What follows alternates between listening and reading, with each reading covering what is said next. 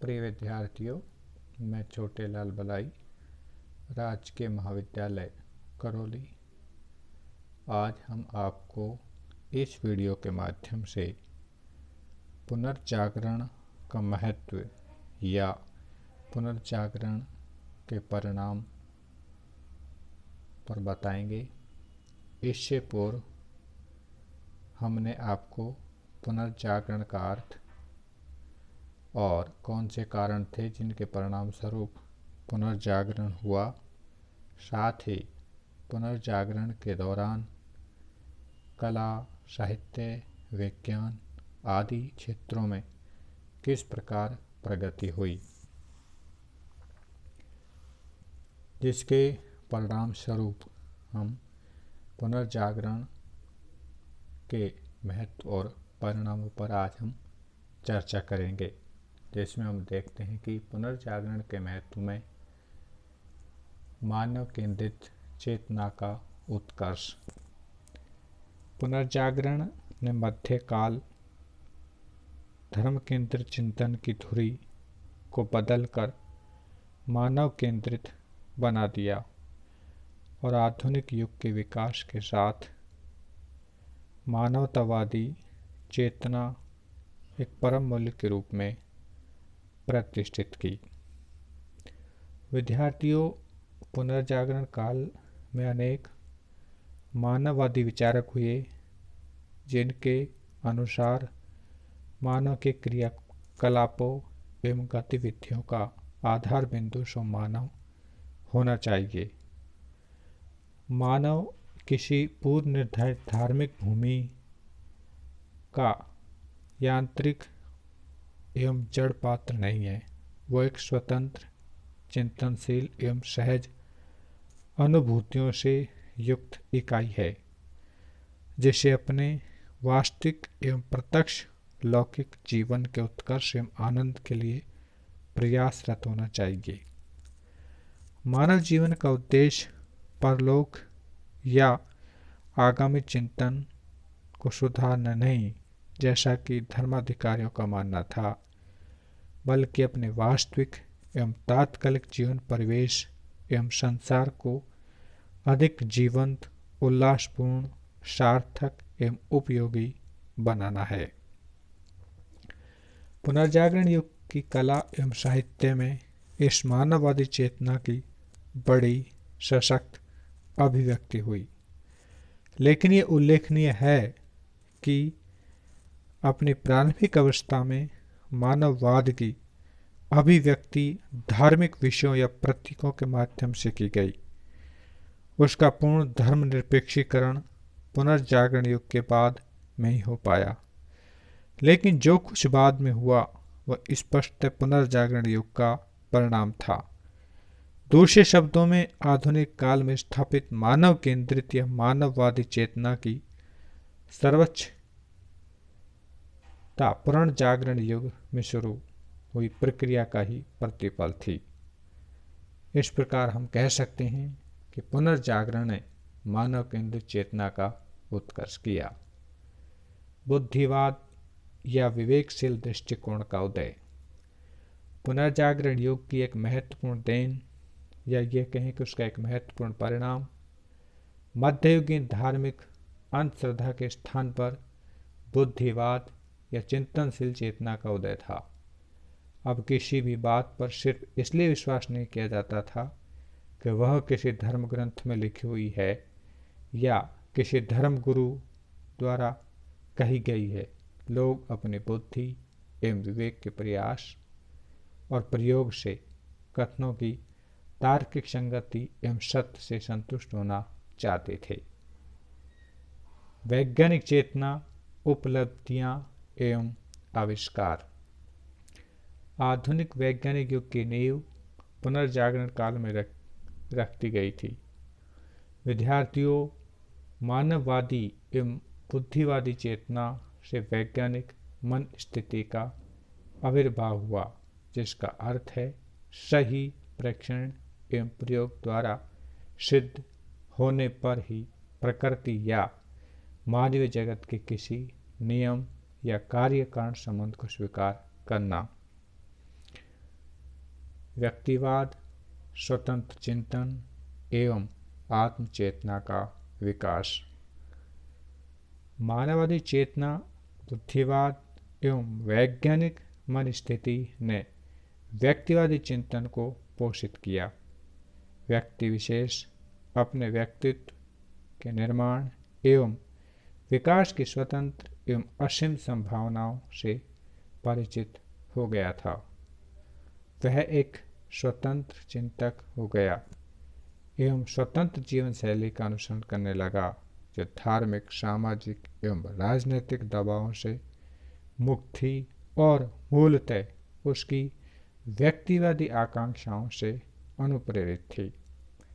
मानववाद एवं व्यक्तिवाद में अंतर है। मानववाद का अर्थ है मानव के सामान्य और लौकिक क्रियाकलापों में अभिरुचि, अर्थात धार्मिक विषयों की तुलना में मानवीय विषयों में रुचि। व्यक्तिवाद का अर्थ है व्यक्ति विशेष द्वारा स्वयं के व्यक्तित्व के विकास एवं प्रदर्शन में रुचि या व्यक्तिगत आकांक्षाओं के अनुरूप व्यवहार एवं जीवन शैली। राज्य एवं धर्म का पृथक्करण। विद्यार्थियों, पुनर्जागरण के परिणाम स्वरूप हम देखते हैं कि मध्यकाल में राज्य एवं धर्म अन्यन्याश्रित, जो पुनर्जागरण से पहले थे, अर्थात एक दूसरे पर आश्रित थे। पुनर्जागरण युग में एक और चर्च के प्रभाव में कमी आई, दूसरी ओर बड़े राज्यों का उदय होने लगा और उसके कार्य क्षेत्रों के मध्य एक विभाजक रेखा खींची जाने लगी। राज्य की स्वतंत्र अवधारणाओं का विकास हुआ। पुनर्जागरण के प्रमुख राजनीतिक चिंतक मैकियावेली ने अपनी कृतियों में चर्च एवं पादरियों का बहुत उपहास किया है।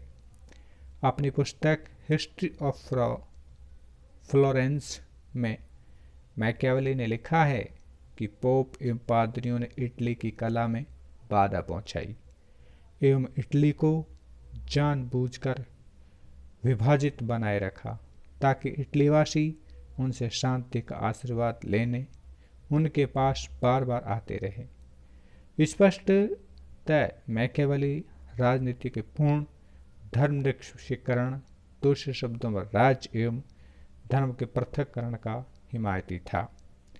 इस प्रकार पुनर्जागरण युग में विचार अनेक बार व्यक्त किए गए एवं इस दिशा में प्रयास भी किए गए। धर्म सुधार की आवश्यकता। पुनर्जागरण युग में तत्कालीन चरण एवं उसके परंपरागत विश्वासों की अनेक दुर्बलताएं प्रकट हो गई। चर्च का एकाधिकार एवं प्रभुत्व कम होने लगा। धर्म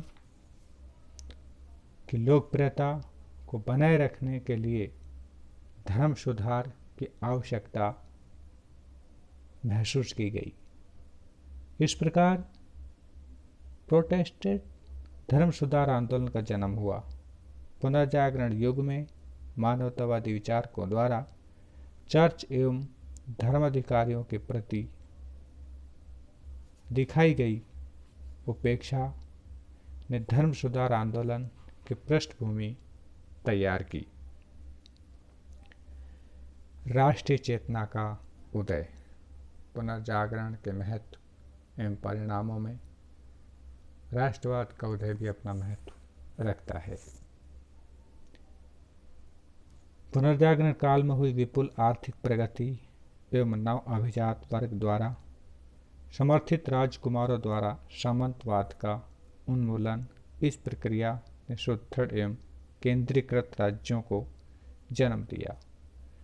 पुनर्जागरण काल में क्लासिक की भाषाओं जैसे यूनानी और लैटिन के स्थान पर देशज या राष्ट्रीय भाषाओं जैसे इटालियन, फ्रेंच, जर्मन, स्पेनिश, अंग्रेजी, पुर्तगाली, डच, नॉर्वेनियन, स्वीडिश आदि में विपुल साहित्य का सृजन हुआ, जिसने राष्ट्रवाद या राष्ट्रीय भावनाओं को विकसित करने में एक अहम भूमिका निभाई। पुनर्जागरण के परिणाम स्वरूप विद्यार्थियों में यह देखते हैं कि मानववादी शिक्षा पद्धति का भी विकास हुआ। पुनर्जागरण ने मध्यकालीन शिक्षण संस्थाओं एवं विश्वविद्यालयों में दी जाने वाली पारंपरिक विद्याओं की शिक्षा एवं उनकी पद्धतियों की अपर्याप्तता एवं दुर्बलताओं को उजागर कर दिया। शिक्षा की नई अवधारणाओं की परिकल्पनाएं की गई और मानववादी विधाओं और पद्धतियों पर आधारित शिक्षण संस्थाओं की स्थापना की गई। पुनर्जागरण युग में शिक्षा की नई अवधारणाओं का प्रवर्तक विक्टोरिनो द फेल्ट्रे को माना जाता है, जिसने सन 1425 में इटली में प्रथम मानववादी विद्यालय की स्थापना की, जिसमें नवीन शिक्षण पद्धतियों का व्यावहारिक प्रयोग किया। इस विद्यालय ने पुनर्जागरण युग के अनेक महत्वपूर्ण विचारकों को जन्म दिया। बाद में नवीन पद्धति पर आधारित अनेक शिक्षण संस्थाओं की स्थापना की गई। मेरबर्ग, लीडन, जेनेवा आदि स्थानों पर मानववादी शिक्षा शास्त्र पर आधारित विश्वविद्यालयों की स्थापना की गई। इस प्रकार विद्यार्थियों पुनर्जागरण के महत्व और परिणाम को यदि देखें तो विभिन्न क्षेत्रों में हमें दिखाई देते हैं। पुनर्जागरण यूरोप के इतिहास में अनेक आधारभूत परिवर्तनों का जनक बना। ये वो काल था जिसने आने वाले आधुनिक युग की संभावनाओं के अनेक क्षितिजों को खोल दिया। ल्यूकस के शब्दों में यदि कहें, मानवता के इतिहास में पुनर्जागरण सबसे अधिक विचारोत्तेजक एवं सृजनशील काल था। यह तीव्र संक्रमण एवं महत्वपूर्ण उपलब्धियों का काल था, जिसमें हम साहित्य, विज्ञान, कलाएं, शिक्षा, राजनीतिक चिंतन, आर्थिक एवं संस्थाएं और सामाजिक जीवन, ये सभी इस काल में बड़े गहन स्तरों पर परिशोधित या रूपांतरित हो गए एवं इन्होंने आधुनिक काल की संस्कृतियों के लिए एक विस्तृत आधार प्रदान किया, जिसके परिणाम स्वरूप आने वाले समय में पुनर्जागरण का तीव्रतर गति से विभिन्न क्षेत्रों में हम प्रभाव और महत्व देखने लगे।